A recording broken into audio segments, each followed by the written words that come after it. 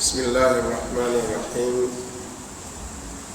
الحمد لله رب العالمين، نحمده ونستعينه ونستغفره ونعوذ بالله من شرور أنفسنا ومن سيئات أعمالنا.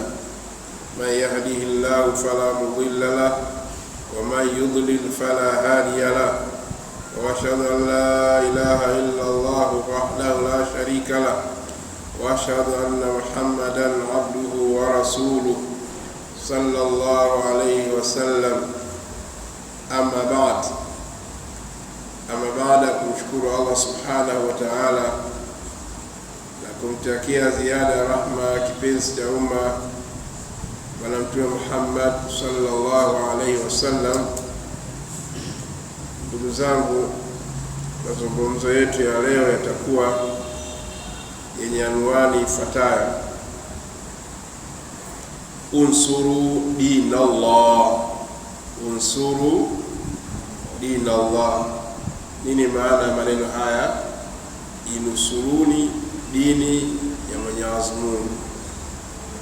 Unsuru dinallah, inusuruni dini ya Allah subhanahu wa ta'ala. Na kuna aina kuu mbili za kuinusuru dini ya Allah subhanahu wa ta'ala. Aina ya kwanza kuinusuru dini ya Allah subhanahu wa ta'ala qawlan, kwa maneno, wa amalan, kwa vitendo. Lakini kuna sampuli ya tatu, wa suluka, na tabia. Aina kuu tatu za kuinusuru dini ya Allah subhanahu wa ta'ala. Aina ya kwanza qawlan, kwa maneno, lakini wa amalan, kufanya kazi ya dini, na tatu wa suluka, kuishi katika tabia njema ya hiyo dini. Na kila moja katika mafungo haya matatu yana sifa za pekee. Ikiwa mja Allah amembariki, mashallah tabarakallah, anainusuru dini ya Allah kwa kaula, kwa maneno, kuitangaza, kuisema vyema, kuitetea. Maneno yake sawa yalikuwa yenye kutamkwa au maneno yake yenye kuandikwa, huyo anainusuru dini ya nani? Dini ya Allah subhanahu wa ta'ala. Lakini kuna aina kuu ya pili, wa amala, kufanya kazi hiyo dini yenyewe.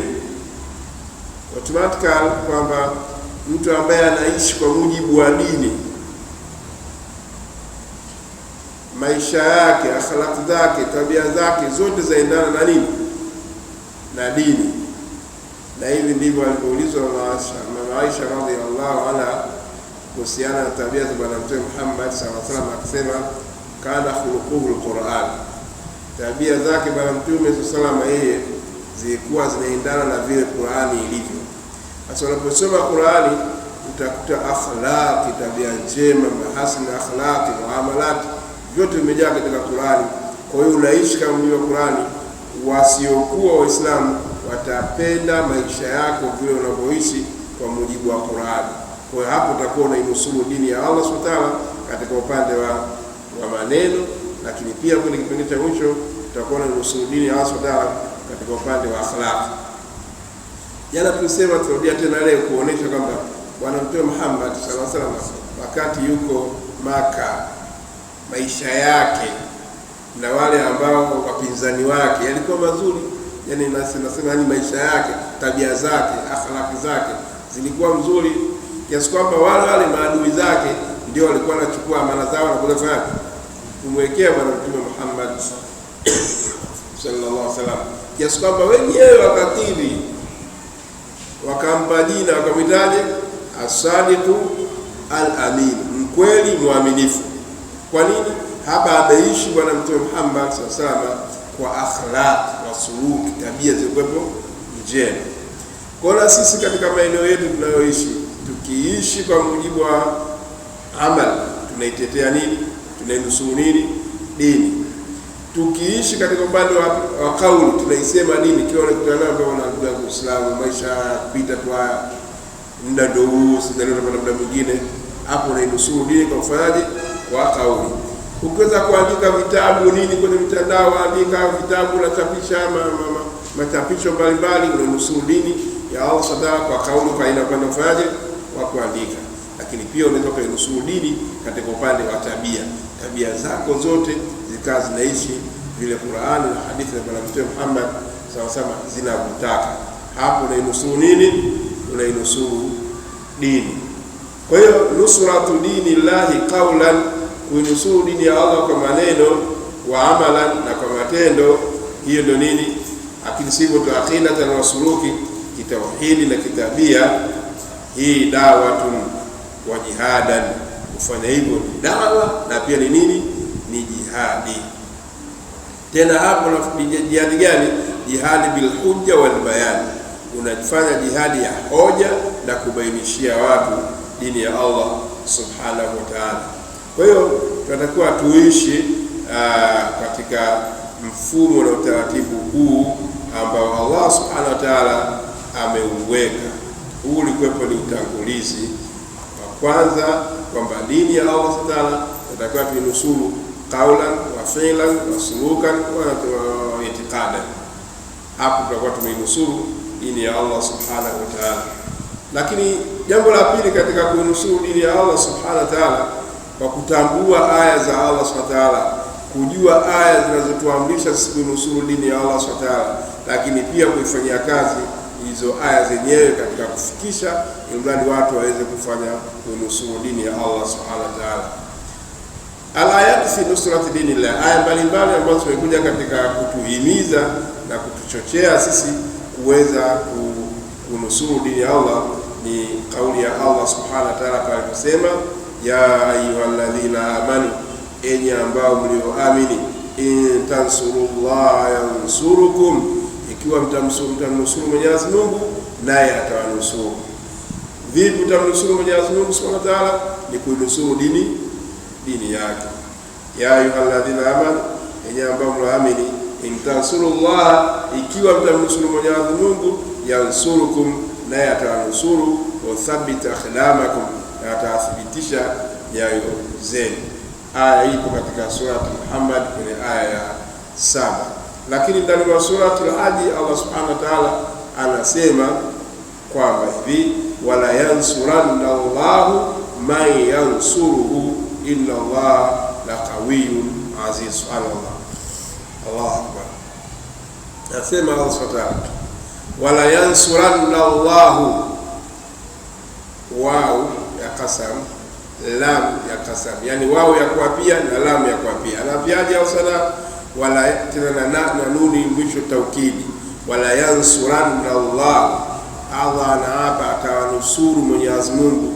Kina nani? Man yansuruhu, wale watakao mnusuru, wale watakao nusuru dini yake. Allah akbar. Fa subhanallah, wala yansuranna Allah, Allah anaapa atawanusuru Mwenyezi Mungu. Kina nani? Man yansuruhu, wale watakayenusuru dini yake. Yoyote atakayefanya kazi ya kunusuru dini ya Allah subhanahu wa ta'ala, Allah ameapa atafanyaje? Atamnusuru.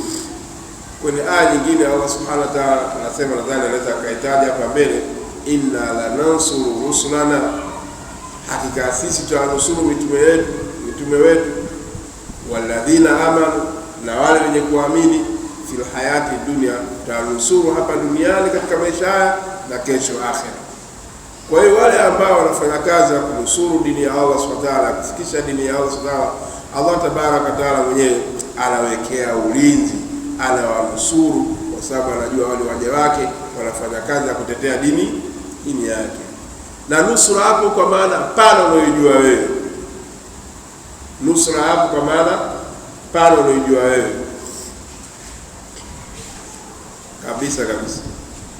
Wewe fanya kazi ya Allah subhanahu wa ta'ala, nusura ya Allah ipo mikononi mwake. Ala inna nasrallahi qaribun, tambueni nusra ya Mwenyezi Mungu ipo karibu kabisa. Ala hatuache Allah subhanahu wa ta'ala kufanya kazi ya kutetea dini yake. Kwa hiyo Allah subhanahu wa ta'ala wala yansuranna Allahu, hakika Allah atawanusuru man yansuru, wale watakaonusuru dini yake. Kwa nini? Inna Allaha lakawiyyun, subhanallah, inna Allaha lakawiyyun azizun, Allah, hakika Allah lakawiyyun, anaba ana nguvu tena aziz, mwenye izza na utukufu na sharafu. Kwa hiyo kama ana nguvu, maana yake kuwanusuru nyie mnaolingania dini yake ni jambo jepesi, yana nguvu. Kwa hiyo yote ambaye atakuja kichwa mchungu kutaka kuwadhalilisha, kuwadhuru wanaofanya kazi ya kutetea dini ya Allah subhanahu wa ta'ala, Allah anafanya, Allah ananusuru. Sawa? Tayeb. Kwa hiyo tunatakiwa tunusuru dini ya Allah tabaraka wa taala.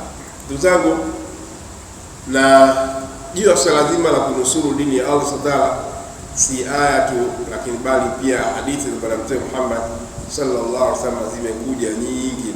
Miongoni mwa hadithi hizo ni hadithi ya Tamimi Dari radhiyallahu anhu, anna Nabii sallallahu alaihi wasallam qala, ad-dinu nasiha, dini ni nini?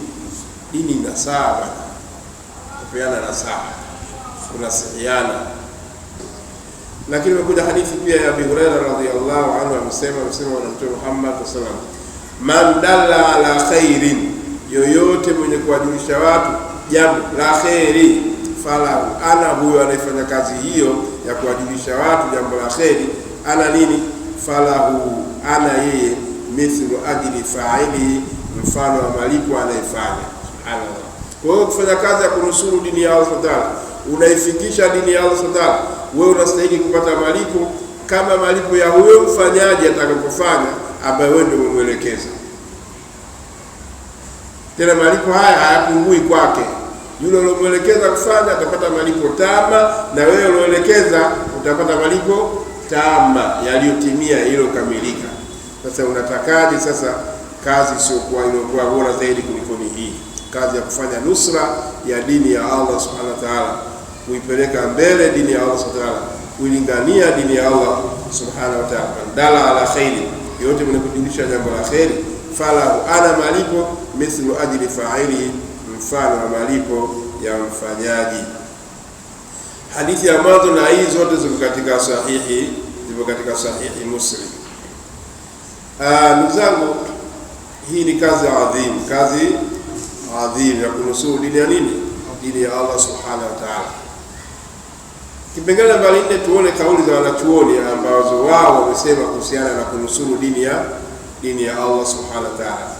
Ibn Taymiyyah rahimahullah ta'ala amesema, nusratullahi wa rasulihi, kumnusuru Allah na mtumewe, takunu bil ilmi, unakuwa kwa nini? Kwa elimu. Kitendo cha mtu kuwa anasoma elimu, anasoma dini ya Allah, huyu anainusuru nini? Anasuru dini ya Allah. Kwa sababu kama tukiwa hakuna wasomi, nani atakayenusuru dini ya Allah? Watabaki wajinga tu.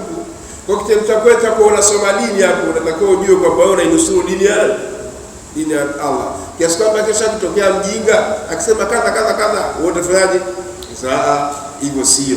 Na kama sio, maana yake unainusuru dini ya nani? Dini ya Allah subhanahu wa ta'ala. Kwa hiyo unaposoma dini ya Allah subhanahu wa ta'ala, hapo unainusuru dini ya Allah subhanahu wa ta'ala. Maana yake unataka kuhifadhi dini ya Allah subhanahu wa ta'ala, unataka dini ya Allah ibaki katika vyanzo vyake vya kisheria. Kwa hiyo tusikate tamaa tunaposoma dini ya Allah subhanahu wa ta'ala, kwa sababu nusra ya dini ipo katika kusoma. Nusratullahi wa rasuli, kumnusuru Allah subhanahu wa ta'ala mtume wake, takunu bil ilmi, unakuwa kwa nini? Utakuwa kwa nini? Kwa elimu.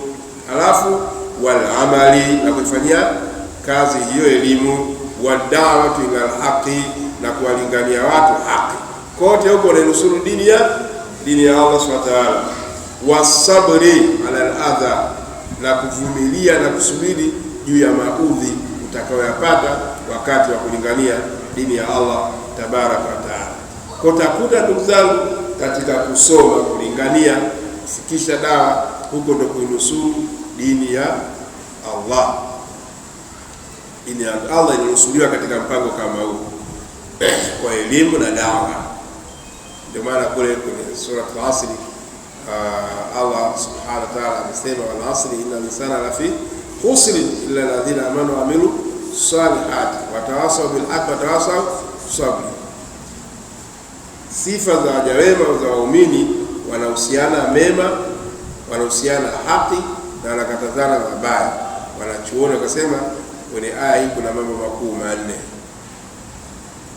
kufikisha dawa, na atakapofikisha atakuwa una subira, watawasau bisabri watawasau billah. Asikwambie mtu bwana katika kufikisha dawa siku la moja tutamfikishia atakubali, atakupa majina kem huyu atakwenda kadha, atakwenda kadha, atakuudhi tu. Kwa hiyo atakuwa uwe na nini? Uwe na subira. Hata bwana Mtume Muhammad sallallahu alaihi wasallam ameambiwa na Allah subhanahu wa ta'ala, fasbir kama sabara ulul azmi min ar-rusul. Fasbir, kuwa na subira Muhammad, vumilia Muhammad, kama sabara ulul azmi, kama walivyosubiri walivyovumilia katika dawa mitume ulul azmi. Kuna mitume inaitwa ulul azmi, na wako watano ulul azmi ya mitume, yani waliopata mitihani kindaki mitihani sio mchezo. Ibrahim, Musa, Isa, wangapi? Watatu. Ibrahim, Musa, Isa na aya kule imetaja kwenye surati Shura. Kwa hiyo hawa wamevumilia kupata mitihani. Si mnajua kila mmoja katika hao amepata mitihani aina gani? Musa kapata mitihani mikubwa, Ibrahim kapata mitihani mikubwa, Isa kapata mitihani mikubwa, lakini wafanyaje? Wamesubiri, wamevumilia. Sio mchezo bwana. Nabii Allah Ibrahim alayhi salam anasubiri wazee wake, ndugu zake, jamaa zake wametoka, wameenda kwenye sikukuu, yani ingia kwenye jumba lao la ibada, achukua shoka, vunja masanamu yale. Wakati wao wametoka na furaha, wakirudi anarudisha nini? Majonzi. Wanarudi kwa mbona ndani ameeleweki mle. Masanamu yale yamevunjwa. Wale wakafilika, wanauliza man faala hadha bi alihatina, nani alifanya hivi kwa Mungu yetu? Wale ambao majirani ambao walikuwa pale wanasema Samiu na mfata ni adhkuruhum, tumemsikia kijana fulani akiwataja, aliwataja kama nyinyi mkiondoka mimi nitavunja. Kijana gani? Yukalu lahu Ibrahim, anaitwa Ibrahim. Ibrahim walipouliza, mleteni huyo Ibrahim ala ayuni nas, mleteni Ibrahim kwenye macho ya watu, mleteni hapo. Ibrahim anatafutwa aliko, analetwa pale mbele ya kadannas. Swali gumu la kwanza anaulizwa lifuatalo: anta fa'alta hadha ya Ibrahim, anta fa'alta hadha bi alihatina ya Ibrahim? Hivi wewe Ibrahim ndio umefanya hivi kwa miungu yetu? Kuna furaha siku tena, yani kashati ya zoba, yani wamevurugwa wenyewe, wameenda kule siku, wameunda takasa wale wafanye ibada zao kwa pia miungu yao, miungu yenyewe kaikatakata. Swali la kwanza anaulizwa Ibrahim, na aliulizwa na baba yake Ibrahim, ala takhruju maana, je utoke pamoja na sisi? Mzee Asa ndio Qur'ani imetajia, yanasema baba yake ni Asa. Ala kule hali kwa kuna khilafu kubwa, tuziache. Kwa hiyo anaulizwa mzee Asa anataka kutoka, anauliza ala takhruju maana, mkono kupo tu hapa, sina wote vijana wote wanatoka na kusuku, wewe utoke pamoja nasi? Na Nabii Ibrahim akasema ana saqimu, mgonjwa. Sawa, kama unaumwa sawa. Walipoondoka Nabii Allah Ibrahim kunyuma akafanya aliyoyafanya, na waliporudi ndio anaulizwa anta fa'alta hadha bi alihatina ya Ibrahim, hivi wewe Ibrahim ndio umefanya hivi katika kwa miungu yetu hii? Ibrahim alayhi salam akasukuti. Hapa nikisema ndio shida, nikisema hapana shida, lakini wao kwa wajinga na mimi na akili nyingi, akawaambia bal fa'alahu kabiruhum hadha fas'alu min kanu yantiqun. Allahu akbar. Nabii Allah Ibrahim alayhi salam anambia bal fa'alahu kabiruhum hadha, bali amefanya hivyo mkubwa wao huyu, fas'aluhum, waulizeni kanu yantiqun, ikiwa anazungumza. Nabii Allah Ibrahim kata salama, akachukua shoka akalitungika ile salamu kubwa, shoka alikuwa hapo. Sasa ndio ameshaingia, sasa mjadala unaanza, wewe ndio umefanya hivi? Sasa nyie mnaona kabisa masanamu yamevunjwa na jamaa katika shoka kubwa kaliweka hapa. Muulizeni. Acha kutupumbaza bwana yeye. Anta Ibrahim, unajua haya masanamu kama yazungumzi. Nabii Allah Ibrahim, kama mnajua kwamba mazungumzi, kwa nini mnaabudia katika yazungumzi? Hayana manufaa wala hayana madhara. Sio kitu kidogo hicho. Wazee washakasindika, masanamu yao shavunja hatari. Wazee wakasema, jamaa tufanyaje? Kaga haritu wansuru alihatakum, full stop. Kamateni, fungeni, mchomeni moto ili miungu yenu ipate kunusurika. Vinginevyo jamaa kumwachia mtaani na landalanda atamalizia na jumba lenyewe hili. Wanasema ahlul ilmi, Nabii Allah Ibrahim alifumbia. Alisema kweli alifumbia. Sikauliza amefanya hivi mkubwa wao huyu. Anacheza na akili za wale washirikina. Nabii Allah Ibrahim alayhisalatu. Dai atakuwa mjanja kuliko unamlingania. Dai atakuwa mjanja na akili nyingi kuliko unalingania. Yeye akasema fa'alahu kabiruhum hadha, amefanya hivi mkubwa wao huyu. Wale kwa kuwa akili yao yote imejengeka kwenye yale masanamu. Akawaambia amefanya hivyo mkubwa wao huyu. Wanajua mkubwa wao ni sanamu kubwa ndo kafanya vile. Lakini yeye anasema al-ilmi, yeye anasema amefanya hivyo mkubwa wao huyu akiwa na maana huu mkono ndio amefanya kazi ya kuvunja na kuonesha kwamba haya si wote sio chochote. Ingekuwa na uwezo ingejitetea. Kwa nini ndio mleka ume ndio wakubwa? Nabii Allah Ibrahim alayhi wasallam anakamatwa, wala anaenda kukata kuni huko, natengenezwa pale tanuri la moto mpaka linawashwa, inawaka kindaki moto mkali kabisa. Wanamchukua Nabii Allah Ibrahim, wanamfunga, wanamtumbukiza kwenye moto poka.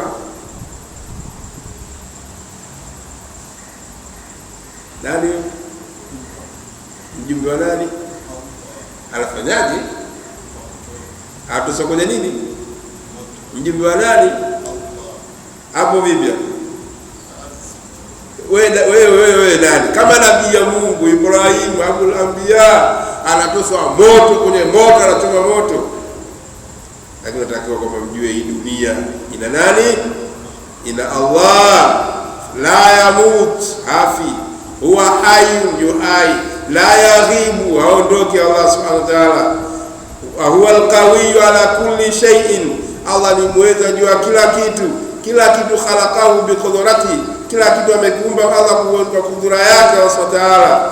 Inama muidha arada shay'an yakula kun fayakun, Allah akitaka jambo liwe analiambia kuwa. Faqala rabbul izzati wal jalal, Allah mtukufu akasema qulna ya naru kuni bardan wa salaman ala Ibrahim wa aradu bihi kaidan fata'alnahu al-akhsarin. Ya salam. Allah tabaraka taala, muumba mbingu na ardhi, muumba wa kuni, muumba wa moto, anatoa amri pale ya naru kuni bardan wa salama, we moto kuwa baridi na salama. Panasemwa kwamba alitoka ndege from nowhere akaja akatulekeza kama mvua au maji kadha hivyo dhahiri. Lakini hapa Allah Subhanahu atathibitishia yeye ndo kasema kuamrisha nini? Moto ya nar kuni bardan wa salama ala Ibrahim, kuwa baridi na salama. Fakharaja Ibrahim alayhi salatu wasalam wa huwa masrur, akatoka Nabii Allah Ibrahim kwenye ule moto ilhali akiwa yuna furaha. Hapo vipi? Lazima ukasirike. Ati ujinga huo. Kwa vijana kama aliingia kaulamba anatoka kaulamba pia vile safi kabisa. Ibrahim alayhi salatu wasalam. Kwa hiyo kwenye upande wa dawa kuna maudhi utakoe na nini? Na subira, na Allah hata kuacha, atakunusuru tu Allah subhanahu wa ta'ala utakapofanya kazi yake. Kwa hiyo Ibn Taymiyyah rahimahullah ta'ala sema nusratullahi, nusra ya Allah subhanahu wa ta'ala wa rasuli takunu bil ilmi wal amali wa da'i al haqi wasabri ala al-adha, kuvumilia maudhi. Sawa Tayib, Ibn Qayyim al-Jawzi naye anasema kwenye maeneo mengine, ad-dinu kulluhu qiyamun, dini yote imesimama binusrati al-haqqi, katika kuinusuru haki. Wa man taraka dhalika, na mwenye kuacha hivyo, yani mwenye kuacha kuinusuru dini kwa kufanya haki, khadula nafsahu, nafsi yake. Ilamu ilmu waqiin. Na Imam Nawawi rahmatullahi alayhi naye amesema kama ilivyokuja katika Sahih Muslim, al-amru bil ma'ruf, kuamrisha mambo mema, wa nahyu 'anil munkar, na kuwakataza watu waache mambo machafu, asasun adhim, ndio msingi mkubwa, fi nusrati dini, katika kuinusuru nini? Dini ya Allah. Al-amru bil ma'ruf, kuamrishana mema, wa nahyu 'anil munkar, na kukatazana mabaya.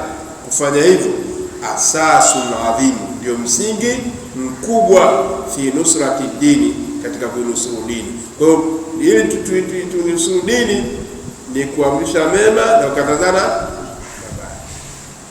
Ndugu zangu, najisi nafsi yangu na nafsi, tujitahidi popote pale tuseme maneno kwepo, mfikishie wallahi, usidharau neno, usidharau kabisa kabisa. Kuna wakati mwingine hii mioyo ya kibinadamu inakuwa iko wazi, inakuwa inambolea, inakubali ukisema leo tu pale pale linamwathiri. Mwanzo kufanya haya mambo matatu tunasema, kauli, mwambie sawa, ishi naye kwa wema, mfikishie hata kwa maandishi message, ambia karibu kwenye mwezi wa Ramadhani, karibu katika Uislamu, Uislamu na raha yake. Hilo neno dogo lakini kubwa kabisa kabisa kabisa kabisa.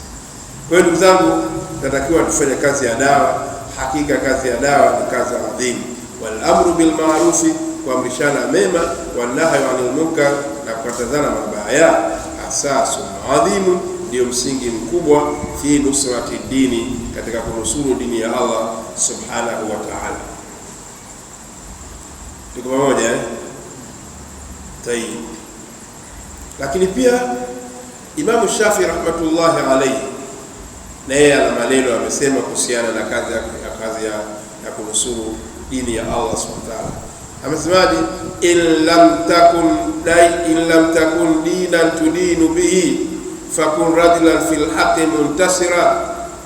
Kwa hiyo tunapaswa, tunalazimika kulingania dini ya Allah subhanahu wa ta'ala kwa matendo, kulingania dini ya Allah subhanahu wa ta'ala kwa kusema. Sasa kaifa tansuru dini Allah, vipi basi unaweza kuinusuru dini ya Allah subhanahu wa ta'ala?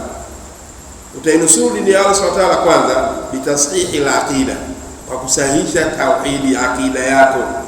Na unawezaje kusahihisha aqida ya dini yako? Bil ilmi shar'i, kujifundisha elimu ya sheria, wa taallumi al-Qur'ani wa sunna, na kusoma Qur'ani na hadithi za Bwana Mtume sallallahu alaihi wasallam. Pia unaweza kunusuru dini ya Allah ta'ala bil amali salihi, kwa kutenda matendo yaliyo mema, wa husnul khulqi, na kutenda tabia zilizo njema. Lakini pia vile vile bidawati ila Allah, kuwalingania watu kuja katika dini ya Allah subhanahu wa ta'ala, bil hikmati wal mau'izati al hasana, kwa hekima na mawaidha yaliyo mazuri. Lakini pia vile vile bil amri bil ma'rufi, wa kumshana watu mema, wa nahyi 'anil munkar, na kukatazana mabaya. Kwa matendo haya ndio moja ya kuinusuru dini ya Allah subhanahu wa ta'ala. Ndugu zangu, kwamba dini ya Allah subhanahu wa ta'ala inatakiwa inusuriwe. Mwisho kabisa, kwa kumalizia darasa yetu ya leo, ilamu, tambueni rahimakumullah, Allah arhamu, anna nusrata dinillahi, kwamba kule kuinusuru dini ya Allah subhanahu wa ta'ala sharafun adhim, ni sharafu na utukufu uliokuwepo mkubwa kabisa. Wa man nasara dinallahi, na yote mwenye kunusuru dini ya Allah subhanahu wa ta'ala, nasarahu Allah, Allah atamnusuru mtu huyo, fi dinihi, katika dunia yake, wa duniyahu, na dunia yake, wa akhiratihi, na akhira yake. Wallahu ghalibun ala amri, na Mwenyezi Mungu ni mwenye kushinda jambo lake. Walakin akthara nasi, lakini wengi miongoni mwa watu la ya'lamun, hawatambui, kama ilivyokuja kwenye aya 21 ya surati Yusuf. Kwa hiyo tuinusuru dini ya Allah subhanahu wa ta'ala kielimu, tuinusuru dini ya Allah subhanahu wa ta'ala kwa kauli, tuinusuru dini ya Allah subhanahu wa ta'ala kwa amal, tuinusuru dini ya Allah subhanahu wa ta'ala kwa akhlaq na tabia njema, tuinusuru dini ya Allah subhanahu wa ta'ala kwa kutoa mali na vitu vinavyopenda ili dini isonge mbele. Kuna baadhi ya nyakati dini inahitaji mali. Dini inahitaji nini? Inahitaji mali. Lazima ipatikane mali ndio dini iende mbele. Vinginevyo kama hamko tayari kutoa mali zenu, dini itavia, itaonekana haina maana, itadharaulika, ili hali kumbe mimi mali nazo na mtaki kutoa mali. Kwa hiyo itakuwa dini tuinusuru kwa nguvu zetu za kielimu, dini tuinusuru kwa kutoa mali zetu. Kufanya hivyo tutakuwa tumeinusuru dini ya Allah subhanahu wa ta'ala. Naomba nikomee hapa kutokana na dharufu zingine. Allah tubariki, atujalie miongoni mwa wale ambao wenye kusikiliza kauli na wakafuata. Rabbana taqabbal minna innaka antas samiul